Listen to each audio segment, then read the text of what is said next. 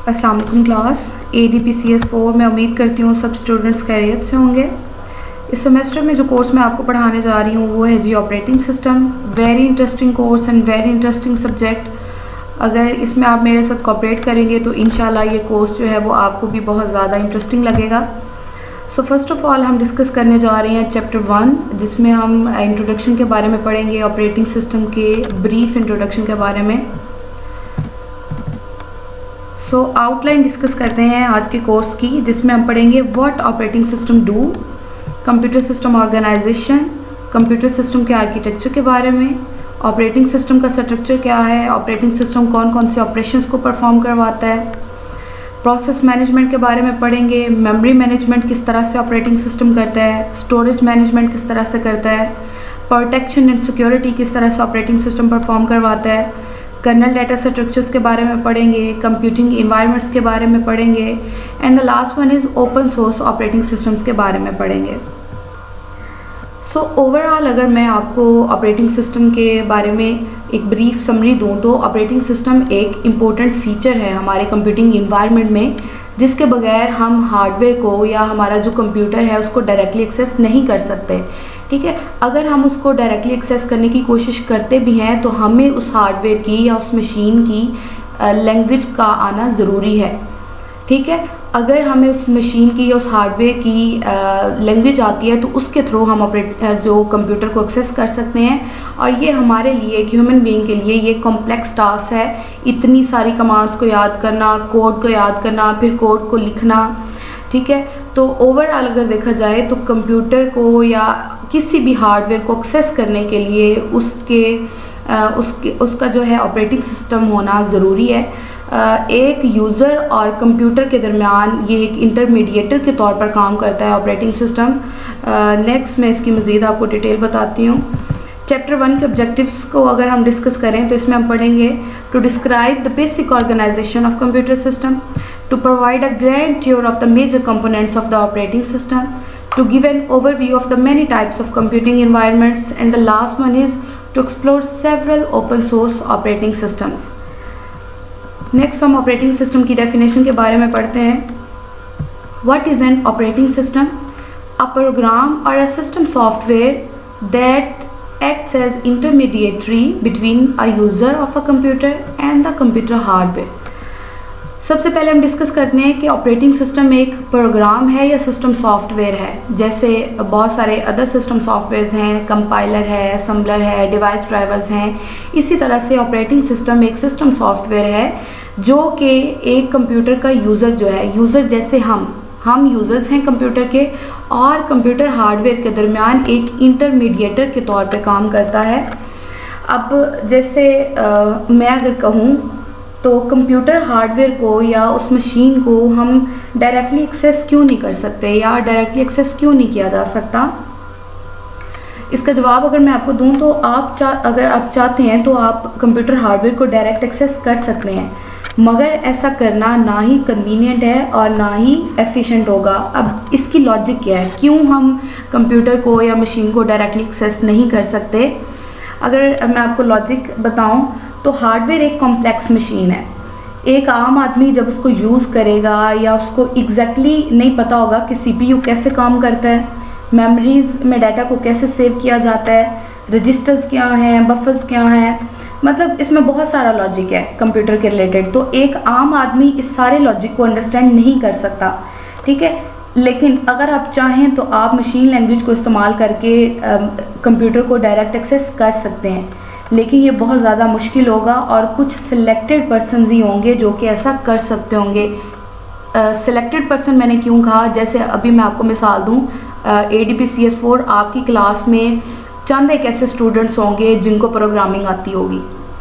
ठीक है, सेम इसी तरह से कुछ सिलेक्टेड पर्सनस ऐसे होते हैं जो कि उस हार्डवेयर की मशीन को पढ़ते हैं और उसको जान के उसकी कोडिंग के बारे में फिर ही उस हार्डवेयर को एक्सेस कर सकते हैं। ठीक है, और ये इतना कॉम्प्लेक्स टास्क है, और क्योंकि इतने सारे रिसोर्सेज हैं कंप्यूटर में, तो उन सारे रिसोर्सेज को मैनेज करना, उनको एक्सेस करना, तो मशीन लैंग्वेज को यूज़ करते हुए उन सारे रिसोर्सेज को मैनेज करना और उनको एक्सेस करना ना ही तो ये एफिशिएंट होता है और ना ही ये कन्वीनियंट होता है।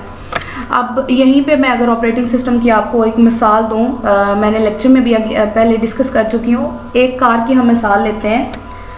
तो मेरा आपसे सवाल है कि क्या बिना स्टीयरिंग के, बिना क्लच के, बिना गियर बॉक्स के, बिना पेडल्स के क्या उस कार को एक्सेस किया जा सकता है? किया जा सकता होगा, लेकिन अगर आप उस हार्डवेयर को डायरेक्टली कंट्रोल करने की कोशिश करेंगे तो वो बहुत मुश्किल होगा। तो गाड़ी के केस में अगर स्टीयरिंग या कोई भी बटन है तो हम उसको कह सकते हैं कि वो एक गाड़ी का इंटरफेस है, ऑपरेटिंग सिस्टम है।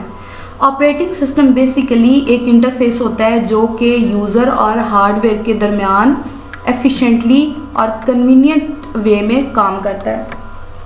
एक और मैं आपको सादा सी मिसाल दूँ, जैसे हमने एक फ़ैन चलाना है, हम एक स्विच की मिसाल लेते हैं। हमने एक फ़ैन चलाना है तो क्या स्विच को दबाए बगैर आप जो है वो फ़ैन को चला सकते हैं? चला भी सकते हैं। मैंने ये भी बात पहले डिस्कस की कि फ़ैन चला सकते हैं। हम 2 वायर्स लेंगे, उनको जो है वो अटैच करके हम फ़ैन को चला सकते हैं। मगर ये जो आपकी जो 2 वायर्स हैं वो सब जो पर्सन्स होंगे उनको नहीं पता होगा कि ये वायर किस तरह से हमने लगानी है।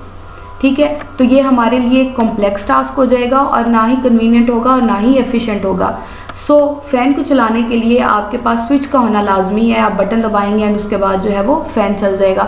तो आपका जो बटन है या जो आपका स्विच है वो एक तरह से ऑपरेटिंग सिस्टम के तौर पे काम कर रहा है, यूज़र और हार्डवेयर। अब यहाँ पे आप फ़ैन की अगर मिसाल लेते हो तो इसमें आपके पास हार्डवेयर या मशीन क्या है? फ़ैन है। यूज़र मैं हूँ जिसने पंखा चलाना है, और हमारे दरमियान इंटरफेस के तौर पे या ऑपरेटिंग सिस्टम के तौर पे काम कौन कर रहा है? वो स्विच काम कर रहा है। हम मेरे ख्याल से ये आपको इसकी डिटेल समझ आ गई होगी ऑपरेटिंग सिस्टम की, कि ऑपरेटिंग सिस्टम है क्या बेसिकली और ये किस तरह से काम कर रहा है, इसके फंक्शंस क्या हैं। इंशाल्लाह आगे भी जो है आपको मज़ीद इसकी समझ आ जाएगी। इसके बाद हम डिस्कस करते हैं ऑपरेटिंग सिस्टम गोल्स के बारे में। Executes user programs and make solving user problems easier. यही बात मैंने ऊपर आपको बताई है कि ये यूज़र प्रोग्राम्स को ईजियर कर देता है, आसान बना देता है। जिस तरह से 2 वायर्स को जोड़ना मुश्किल था बट एक बटन को दबाना जो है वो आसान है। Make the computer system convenient to use the computer hardware in an efficient manner operate by using operating system. हम अपने कंप्यूटर को कन्वीनियंट और एफिशिएंट वे में यूज़ कर सकते हैं। नेक्स्ट डिस्कस करते हैं जी कंप्यूटर सिस्टम स्ट्रक्चर के बारे में। कंप्यूटर सिस्टम की साख्त क्या है? ये आप सब जानते होंगे मेरे ख्याल से। कंप्यूटर सिस्टम को हम बेसिकली जो मेजर पार्ट्स हैं वो 4 पार्ट्स में डिवाइड करते हैं। First one is hardware, second one is operating system, third one is application programs and the fourth one is users. ठीक है जी, जो आपका लेबल 0 है वो हार्डवेयर कहलाता है। हार्डवेयर को हम लेबल 0 कहते हैं। ठीक है जी, ये आपके बिल्कुल डाउन पे होता है हार्डवेयर। और हार्डवेयर में बहुत सारे हार्डवेयर आते हैं, CPU आता है, मेमोरी आती है, आपकी IO डिवाइसेस आती हैं।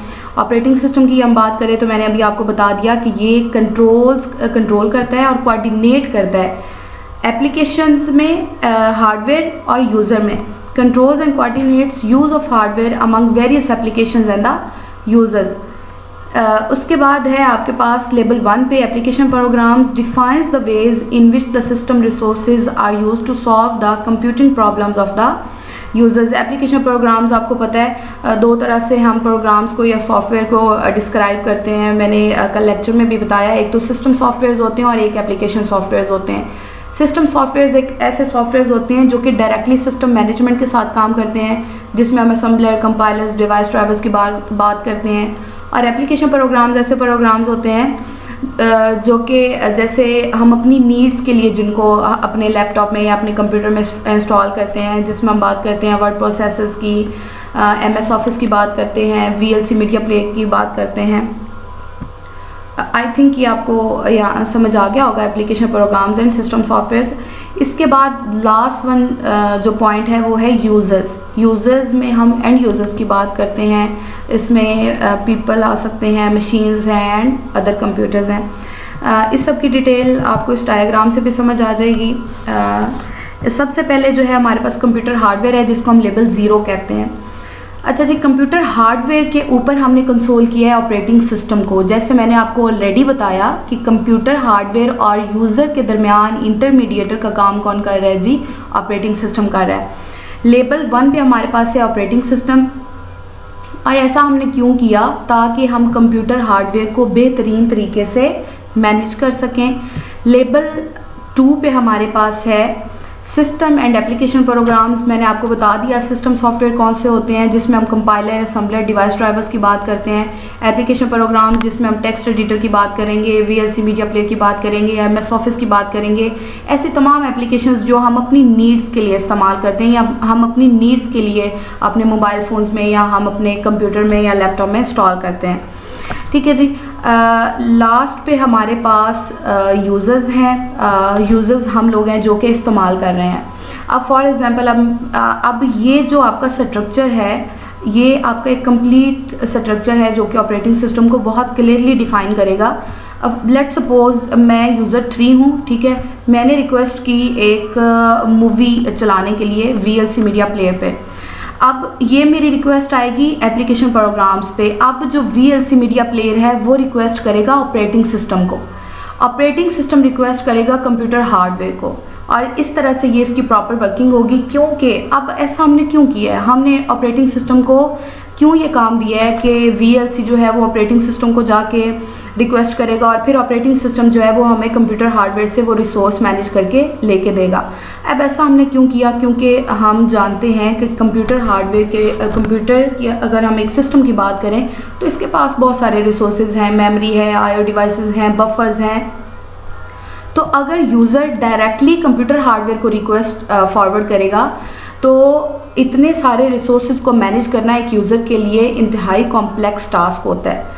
तो ऑपरेटिंग सिस्टम को बेसिकली हम क्या कहते हैं, मैनेजर कहते हैं, और ये सारा आपका जो कंप्यूटर हार्डवेयर के रिसोर्सेज हैं उन सब को ये मैनेज करता है और हमारी रिक्वेस्ट फॉरवर्ड करता है। एंड देन हमारी जो रिक्वेस्ट है जब कंप्यूटर हार्डवेयर के पास जाती है तो उससे रिसोर्सेज लेके ये बैक जो है हमें रिस्पॉन्स देता है।